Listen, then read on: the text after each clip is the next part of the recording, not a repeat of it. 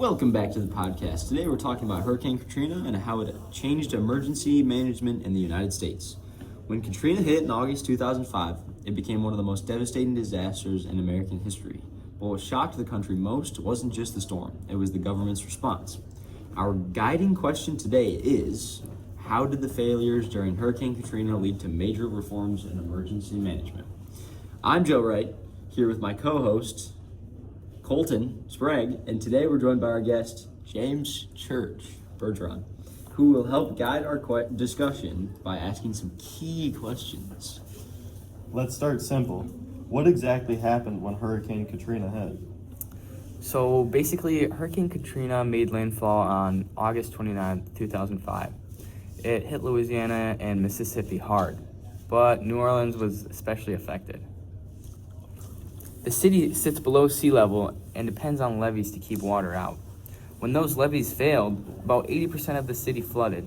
Thousands of homes were destroyed, and many people were stranded without power, food, or clean water. Why weren't people able to evacuate before the storm?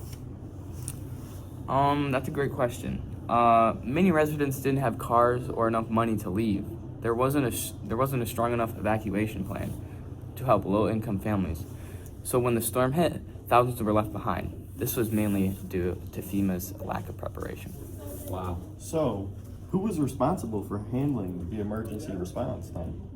Like I said, again, FEMA, the Federal Emergency Management Agency, was responsible for coordination, federal disaster relief at the time. Michael D. Brown was the head of FEMA, and President George W. Bush was in office.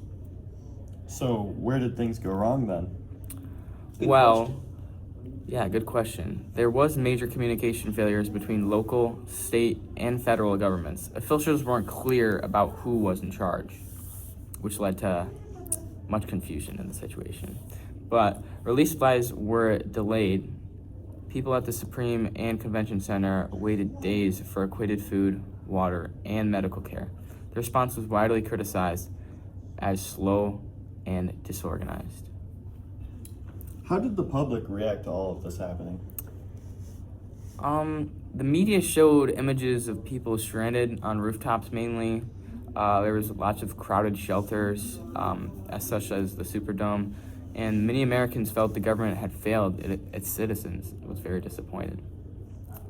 Public outrage grew quickly, and investigations were launched into FEMA's performance.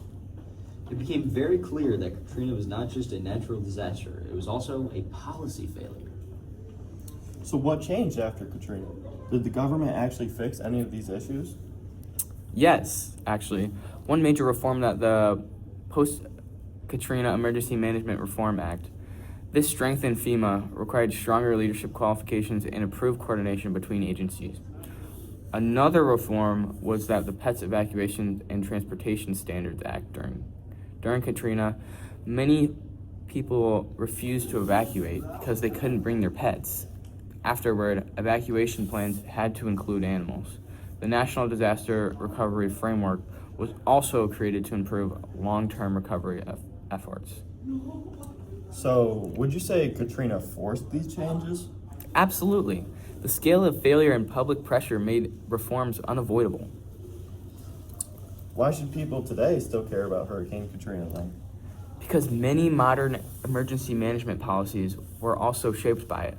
FEMA now has clearer authority and better planning requirements because of what went wrong in 2005. Katrina also exposed social inequalities, showing that low-income communities were the most vulnerable during disasters.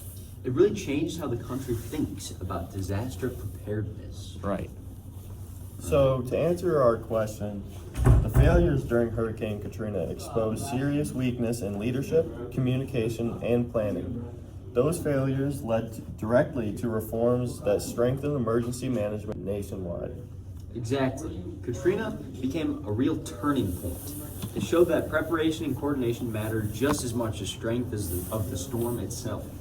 Thank you for listening to today's episode. We hope this discussion helped you understand how Hurricane Katrina reshaped emergency management in the United States. Until next time,